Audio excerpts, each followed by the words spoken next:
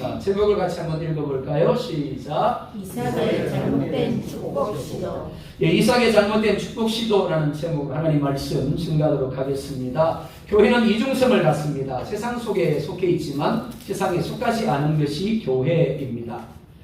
세상 속에 있으니까 당연히 세상의 법을 지켜야 합니다. 하지만 세상에 속하지 않고 하늘나라에 속해 있으니까 세상의 법보다 하늘의 법을 지켜야 합니다. 이는 그리스도인들도 마찬가지입니다. 그리스도인들은 당연히 세상의 법을 지켜야 합니다. 하지만 그리스도인들에게 이 땅의 법보다 더 중요한 것이 하늘나라의 법입니다. 그래서 믿음의 선배들은 하늘나라의 법을 지키기 위해서 목숨을 잃기도 했습니다. 세상에서 일반적으로 통용되는 것을 우리는 상식이라고 부릅니다. 보편이라고 부르죠. 하지만 교회는 상식이나 보편적인 논리가 통하는 곳이기 때문에 안 됩니다. 왜냐하면 교회는 오직 하나님의 말씀과 하나님의 주권만을 인정하는 곳이기 때문입니다. 이삭에게서 두 아들이 태어납니다. 장자의 이름은 에서이고 사자의 이름은 야곱입니다. 사회법으로 본다면 당연히 에서가 장자이기 때문에 모든 것을 아버지로부터 물려받을 권리를 가지고 있습니다. 하지만 하나님의 뜻은 장자 에서가 아닌 사자 야곱에게 있었습니다. 창세기 25장 23절을 보면 이렇게 말씀을 합니다. 여호와께서 그에게 이르시되 두 국민이 내 태중에 있구나. 두 민족이 내 복중에서부터 나누이리라. 이 족속이 저 족속보다 강하겠고 큰 자가 어린 자를 섬기리라 하셨더라. 태어나기도 전입니다. 그런데 큰 자가 어린 자를 섬길 것이다 라고 말씀을 합니다. 뿐만 아닙니다. 로마서 9장 13절에 이렇게 말씀을 합니다. 기록된 바 내가 야곱은 사랑하고 에서는 미워하였다 하심과 같으니라. 하나님은 리브가의 태속에 있는 쌍둥이가 두 국민을 이룰 것이다 라고 말씀을 합니다. 같은 형제죠. 그런데 다른 나라, 다른 민족을 이룰 것이라고 말씀을 합니다. 그래서 이삭은 야곱은 이스라엘의 조상이 되고 에서는 에돔의 조상이 됩니다. 하지만 여기서 말씀하는 나라는 문자적으로 두 나라, 두 민족을 이루는 것을 말씀하기도 하지만 영적으로 약속의 자손과 그렇지 않은 자손으로 나뉠 것을 말씀하는 것입니다. 그래서 야곱은 사랑하고 에서는 미워하신다라고 말씀한 겁니다. 하지만 우리가 오해하지 말아야 할 것이 무엇이가 하면 야곱에게 하나님이 사랑받을 만한 어떤 조건이 있었기 때문에 하나님이 사랑하시고 에서는 미운 짓을 했기 때문에 하나님이 미워하신 것이 아니라는 겁니다. 아담 이후에 태어나는 모든 사람들은 태어날 때부터 원죄를 가지고 있습니다. 그러니까 본질적으로 죄인이고 하나님이 미워하실 수밖에 없는 진노의 자녀들입니다. 로마서 5장은 원수라고 말씀을 하고 있습니다. 그러니까 하나님이 미워하실 수밖에 없습니다. 로마서 5장은 그런 우리를 가리켜서 연약하다, 죄인이다, 원수다라고 말씀을 합니다. 이것이 예수를 비롯한 모든 사람들의 상태입니다. 그런데 에베소 1장에서 말씀하는 것처럼 하나님이 그 기쁘신 뜻대로 사랑할 자로 택하셨습니다. 이는 그 사람이 가진 어떤 조건이 아니라 전적 하나님의 은혜로 말미암은 것입니다. 이는 야곱도 마찬가지입니다. 그가 어머니 리브가에게 속에 있을 때 이미 하나님은 야곱을 선택하셨습니다. 그리고 이를 이삭과 리브가에게 말씀을 하셨습니다. 이미 살펴본 것처럼 야곱은 어머니 뱃속에서부터 먼저 나가려고 에서와 싸웠습니다. 에서는 못 모르고 야곱과 싸웠습니다. 야곱은 어머니 뱃속에 있을 때부터 얼마나 철이 빨리 들었든지 장자라는 자리가 갖는 의미가 무엇인가를 알았습니다. 장자가 되기 위하여 몸부림쳤고 장자가 되려고 에서와 싸웠습니다. 그리고 먼저 나가는 에서의 발 뒤꿈치를 잡았습니다. 뿐만 아니죠. 팥죽 한 그릇으로 그가 가진 장자의 명분을 빼앗아버렸습니다. 한 사람이 그리스도인이 되기까지 평균 7번 이상의 전도를 받는다고 합니다. 그러니까 그가 인정하든지 인정하지 아니하든지 하나님이 그가 태어나서 자라가는 모든 상황 속에서 그를 교회로 이끌어 예수님을 영접하여 구원에 이르도록 쉼없이 역사하신 것입니다. 이런 면에서 본다면 야곱이 어머니 뱃속에서 행한 이 모든 시도들조차도 단순히 우연 어쩌다 보니까 그렇게 된 것이라도 치부할 수는 없을 겁니다. 반면에 에서는 어떻습니까? 에서는 장자로 태어났습니다. 그러니까 당연히 그는 아버지 이삭이 가진 약속을 계승해야 할 사람입니다. 하지만 그는 장자가 가지는 의미에 별로 관심이 없었습니다. 그래서 야곱이 붉은 죽, 즉 팥죽 한 그릇에 장자의 명분을 팔려고 하자 이 장자의 명분이 내게 무엇이 유익하겠느냐라고 맹세하며 장자의 명분을 팥죽 한 그릇에 야곱에게 팔아버립니다. 그 이유를 창세기 25장 34절은 에서가 장자의 명분을 가볍게 여겼기 때문이다 라고 말씀을 합니다. 자, 여기까지가 되어진 상황입니다. 그리고 시간이 흐릅니다. 첫 번째로 오늘 보면은 이삭의 잘못된 시도를 말씀을 합니다. 1절 말씀 우리 함께 볼까요? 시작. 이삭이 나이가 많아 눈이 어두워 잘 보지 못하더니 맏아들 예수를 불러 이르되 내 아들과 하매 그가 이르되 내가 여기 있나이다 하미. 아멘. 자, 이삭의 나이가 이때 137세였습니다. 그러니까 꽤 많은 시간이 흐른 겁니다. 누구나 나이가 들면 신체 기능이 떨어지기 마련입니다. 그래서 전도서 12장 3절을 보면 그런 날에는 집을 지키는 자들이 떨 것이며 힘있는 자들이 구부러질 것이며 맷돌질하는 자들이 적음으로 그칠 것이며 창들로 내다보는 자가 어두워질 것이며 라고 말씀을 합니다. 팔에 힘이 빠진다라는 겁니다. 다리에 힘이 빠진다라는 거죠. 그래서 넘어지지 말아야 할 때 자기도 모르게 어떻게 한다고요? 넘어지는 겁니다. 뿐만이 아닙니다. 구부러질 것이고 맷돌질하는 즉 이빨이 적어질 것이고 창들로 내다보는 자가 즉 눈이 어두워질 것이다 라고 말씀을 합니다.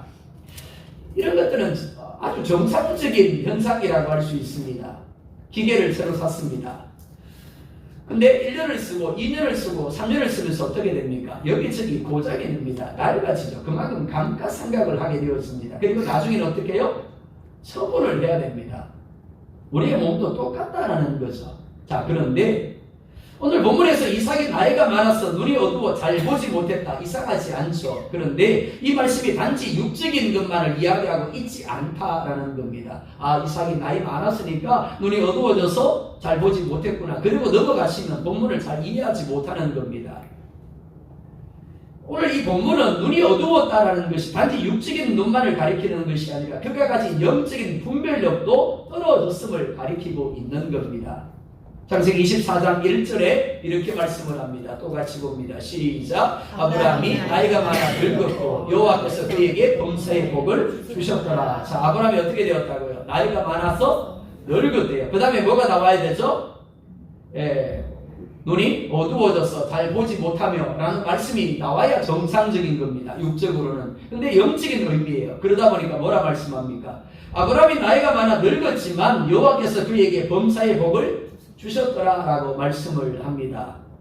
한마디로 죽을 때까지 어떻게 했다고요? 영적으로 깨어 있었다라는 겁니다. 영적으로 충만했다라는 겁니다. 하지만 이삭은 나이가 많아 늙었을 때 눈이 어두워 잘 보지 못했습니다. 단지 육적인 눈만 어두워지는 것이 아니라 영적인 분별력이 떨어졌다라는 겁니다. 교회 안에서 두 종류의 사람이 있습니다. 이렇게 이삭처럼 나이가 많아 늙어서 영적인 분별력이 떨어지는 사람이 있습니다. 반면에 오히려 더 영적으로 충만해지는 사람도 있습니다. 즉 나이의 문제가 아니라는 거죠. 그 마음의 문제이고 믿음의 문제라는 겁니다. 이것이 아브라함과 이삭의 차이입니다. 자, 결과가 무엇입니까? 눈이 어두워졌더라. 그 다음에요. 2절에서 4절 말씀 볼까요? 시작. 이삭이 이르되 내가 이제 늙어 어느 날 죽을는지 알지 못하니 그런즉 내 기구 곧 화살통과 활을 가지고 그리 가서 나를 위하여 사냥하여 내가 즐기는 별미를 만들어 내게로 가져와서 먹게 하여 내가 죽기 전에 내 마음껏 네게 축복하게 하라. 아멘. 이삭은 지금 이 취임식을 준비하고 있습니다.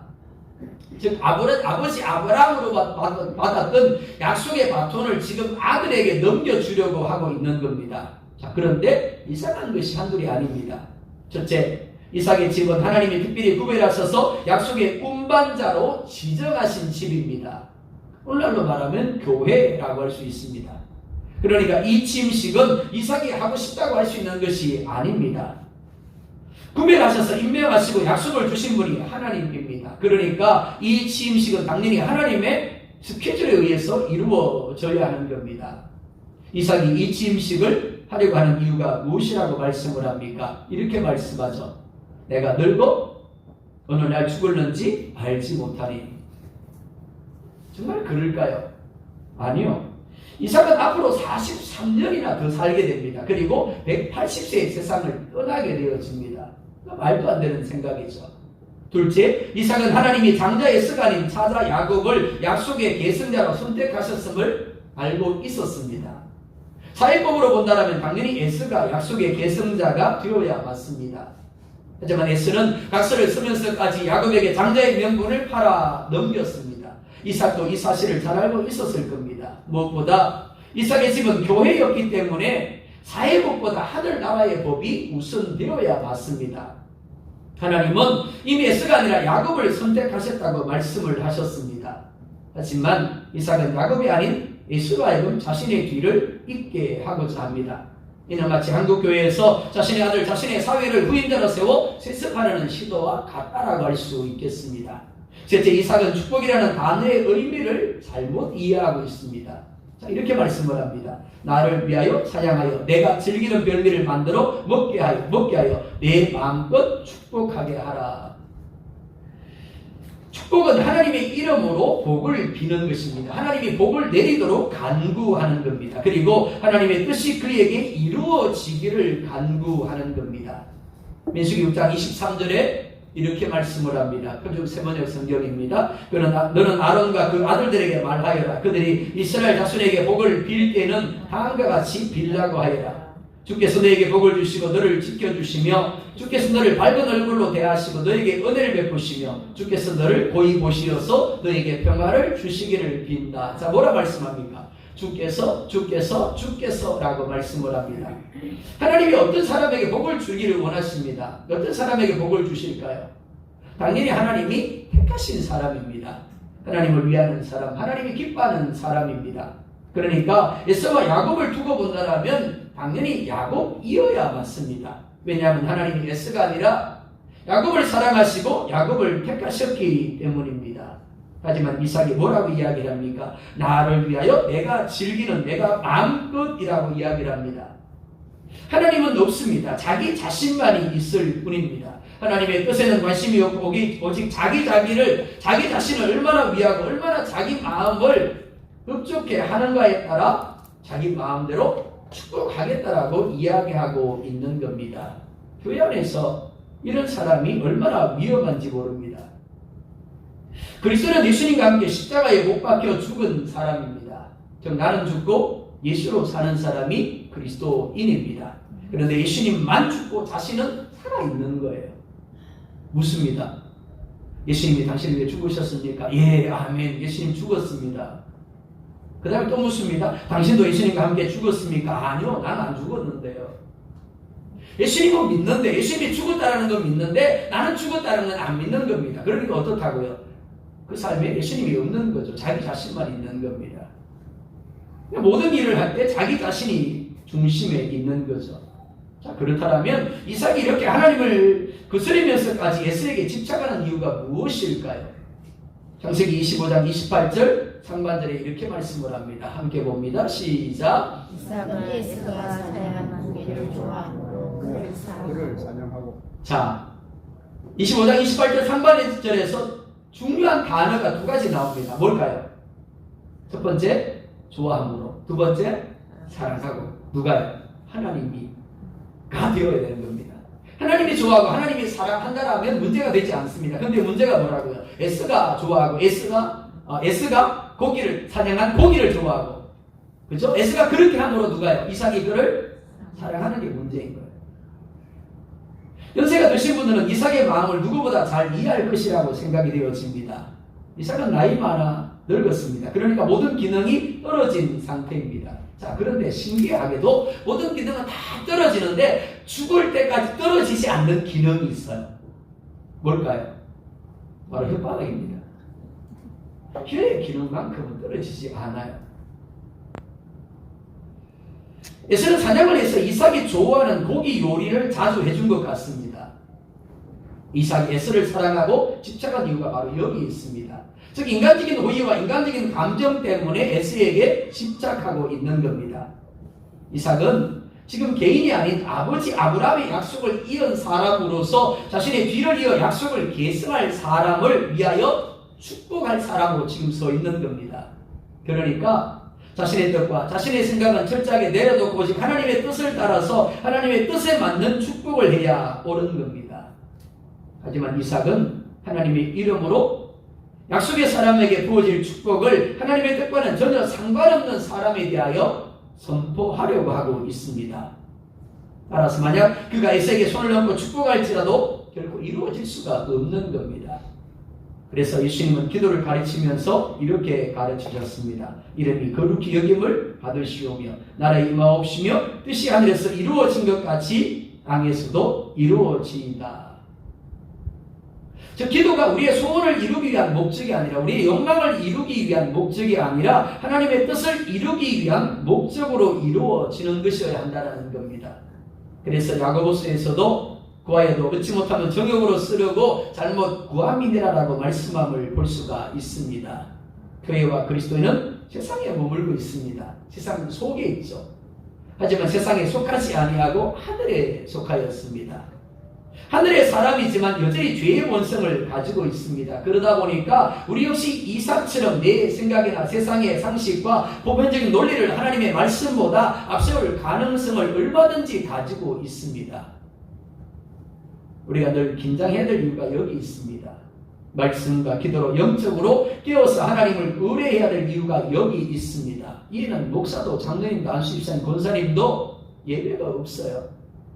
아무리 기도를 많이 하는 분도 예배가 없습니다. 영적으로 충만한 분도 예배가 없습니다. 그런 순간 방심하면 어떻게 된다고요?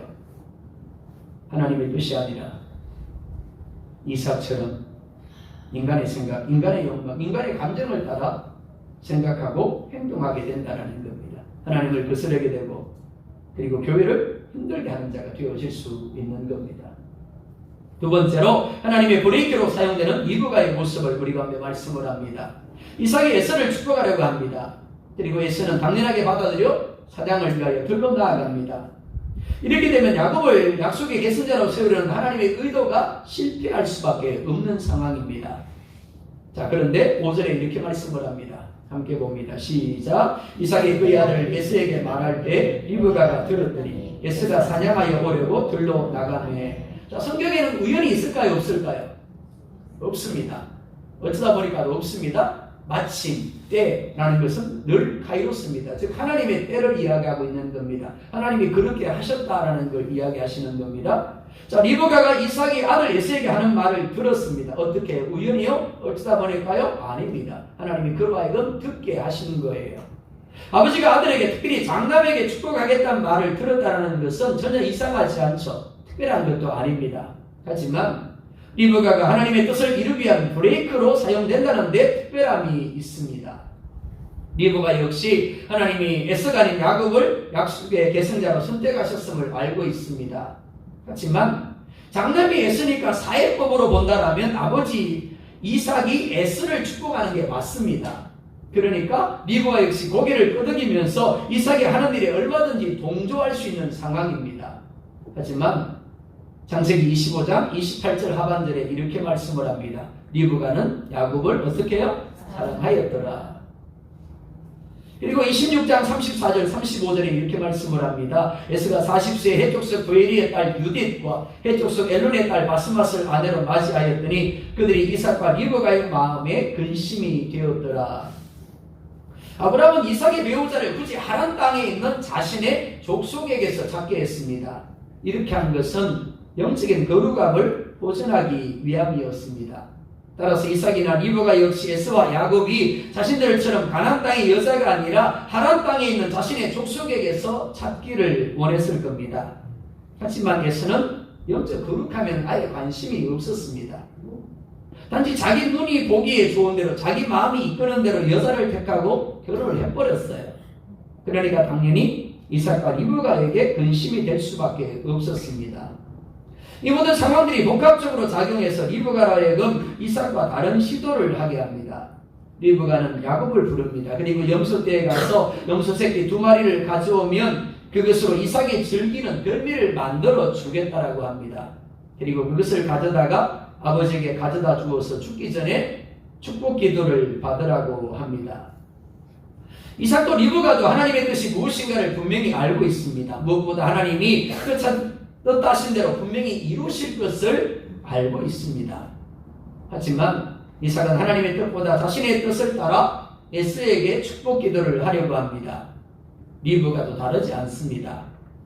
하나님의 때를 기다리지 못하고 인간적인 방법으로 자신의 뜻을 이루려고 합니다. 하나님이 일하실 것을 믿고 기다리는 대신에 인간적인 방법, 그것도 이삭을 속이는 잘못된 방법을 사용하고자 합니다. 왜 그랬을까요? 리브가가 이렇게 한 것은 상황이 너무 다급하다고 여겼기 때문입니다. 그냥 내버려 두면 하나님의 뜻이 이루어질 수 없다라고 여긴 겁니다. 그리고 자신이 하고자 하는 것이 하나님의 뜻을 이루는 것이라고 정당화한 겁니다. 사실 우리가 만나는 모든 상황들은 나름대로 모두 다급함을 가지고 있습니다. 다만 어떤 기준, 어떤 생각을 가지고 보느냐에 따라 다급할 수도 있고 그렇지 않을 수도 있는 겁니다. 하지만 대부분 사람들은 나름대로의 기준을 가지고 상황에 대하여 다급함을 부여합니다. 그러다 보니까 하지 말아야 할 일을 하고 품지 말아야 할 생각을 품게 되는 겁니다. 그러면서 스스로 정당화하는 것이 무엇이가 하면 선한 목적이기 때문에 가정은 조금 잘못되어도 법을 조금 어겨도 괜찮다라고 하는 겁니다. 하지만 하나님은 결코 사람이나 환경에 의해서 좌우되시는 분이 아닙니다. 어떤 경우에도 당신이 의도하는 바를 반드시 이루시는 분입니다. 단지 사람이 다급하게 느끼고 다급하게 생각할 뿐입니다. 큰일 났다라고 여기는 거죠. 자, 한번 물어볼까요? 사고를 하고 있습니다. 내리면 부도가 나요. 다급하죠? 근데 하나님도 다급할까요? 아니요. 다급하지 않습니다. 하나님이 사랑하는 나사로가 죽게 되었다는 것을 듣습니다. 사랑하는 나사로입니다. 그러니까 당연히 달려가서 당연히 기도해주고 치료해 주어야 맞죠. 주님은 그 소식을 듣고는 그곳에서 또 이틀을 유합니다. 그리고는 그가 죽어 나흘이 되던 날에 비로소 무덤으로 찾아가세요. 그리고 뭐라 말씀합니까? 나오더라 그러십니다. 자, 한번 물어볼까요? 죽어 가고 있을 때 치료하는 것, 그리고 죽어 나흘이 되어서 그를 무덤에서 이끌어내는 것, 뭐가 더 어려울까요, 주님께? 답은 똑같다입니다. 우리가 보기에만 다를 뿐이죠, 그죠?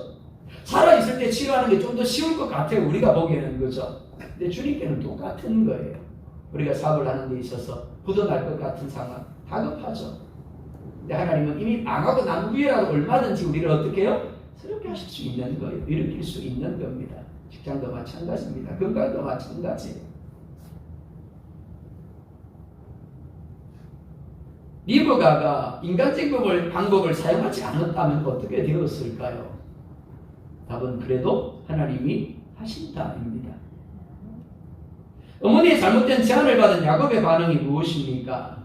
야곱은 일단 어머니의 제안을 접수합니다. 아니 엄마 그러면 안 되잖아요. 그러는 것이 아니라 맞장구를 칩니다. 그러면서 어머니가 이야기한 것에 대한 문제점들을 보완합니다.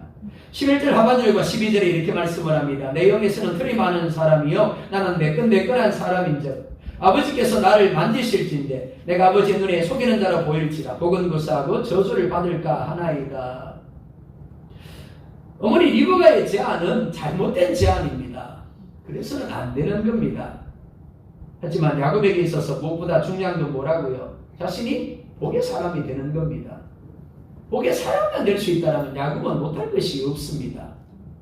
이를 위해서 복중에서 에서와 싸웠죠. 그리고 먼저 나가는 에서의 발뒤꿈치를 잡았습니다. 그리고 팥죽 한 그릇으로 에서의 장자 명분을 빼앗았습니다. 지금도 마찬가지예요. 어머니가 하자고 그러니까 신났을 겁니다. 어떻게 어머니가 내가 기다리던 말을 할 수 있지.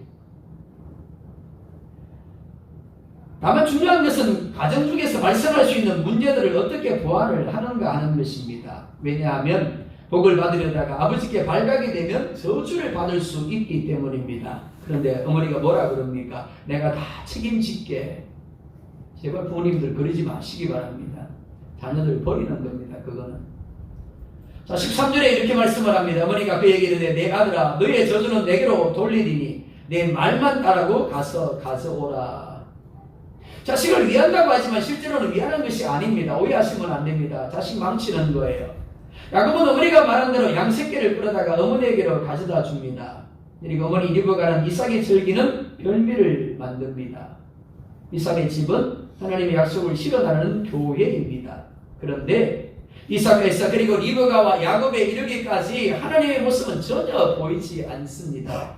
정말 교회 맞나 싶습니다. 정말 믿는 집안 맞나 싶습니다. 오직 자기 욕심을 따라 자기 만족을 추구하는 지극히 죄악된 본성을 가진 죄인들의 모습만 보일 뿐입니다. 자, 왜 이렇게 되었습니까? 바로 이삭 때문입니다. 이삭이 복의 통로로서 말씀 가운데 바로 서지 못했기 때문입니다. 그러다 보니까 리브가도 에서도 야곱도 지극히 인간적인 모습만 드러내고 있는 겁니다. 교회와 세상 공동체의 다름이 바로 여기 있습니다. 교회가 말씀이 아니라 사람의 상식과 사람의 보편을 다룰 때 그것을 더 이상 교회라고 할 수 없습니다. 하나님이 예루살렘 성전을 허물어뜨리시고 스스로 떠나서 바벨론으로 하여금 성전을 허물게 하신 이유가 바로 여기에 있습니다. 스스로 욕을 받으신 이유가 바로 여기에 있습니다. 하나님은 리브가와 야곱의 잘못된 마음을 도구로 삼으셔서 이삭의 잘못된 시도에 브레이크를 넣으십니다. 하지만 그렇다고 해서 리브가의 잘못된 행동이 정당화 될 수 있는 것은 아닙니다. 이로 인하여 리브가는 생전에 야곱을 더 이상 보지 못하고 죽음을 맞게 됩니다. 마태복음 5장은 그리스도인을 세상의 소금과 빛이라고 말씀을 합니다. 그러니까 교회와 그리스도인의 수가 많아질수록 이 세상은 살만한 세상이 되어져야 맞습니다. 변화가 되어야 맞죠.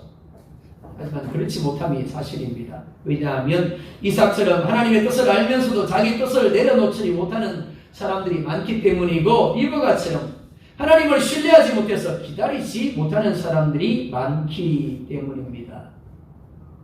아브라함이 말씀을 신뢰하지 못하고 하갈을 통하여 이스마엘을 낳은 결과 지금까지도 이스마엘과 이삭의 자손들이 싸우고 있습니다. 이는 에서와 야곱의 경우도 마찬가지입니다. 하나님이 이미 이삭과 리브가에게 하나님의 뜻을 밝히 말씀해 주셨습니다. 그러면 아무리 내가 사랑하고 아무리 내가 아끼더라도 내 생각과 내 계획을 내려놓고 하나님의 뜻에 순종할 수 있어야 하는 겁니다. 그러면 하나님이 하시는 거예요. 그런데 하나님의 말씀을 제쳐놓고 하나님의 때를 제쳐놓고 자기 감정과 자기 생각대로 한 결과 서로가 서로를 속이고 형이 동생을 죽이려고 나중에는 그 후손들이 대대로 싸우게 되어지는 겁니다. 믿음은 하나님이 모든 역사를 주관하심을 인정하는 것입니다. 그리고 하나님의 말씀대로 되는 것이 가장 좋은 것임을 인정하는 것입니다. 이삭과 리브가가 말씀을 제쳐두고 자기 감정, 자기 생각대로 합니다. 물론 나름대로 그것이 최상이라고 생각을 했을 겁니다. 하지만 그로 인하여 일어나지 말아야 할 상황들이 그리고 일들이 일어나게 되어집니다. 말만 하는 그리스도인 그리고 무리만의 그리스도인이 아니라 제대로 하나님의 말씀이 진리로 인정되는 삶을 살 수 있기를 원합니다. 어떤 상황, 어떤 환경에서도 내 생각과 내 감정과 내 뜻을 내려놓고 하나님이 말씀하신 대로 한번 순종해 보시기 바랍니다. 정말 하나님이 살아계신 게 맞는지, 정말 하나님이 말씀하신 대로 우리의 삶 가운데 행하시는 게 맞는지 한번 하나님을 시험해 보시기 바랍니다.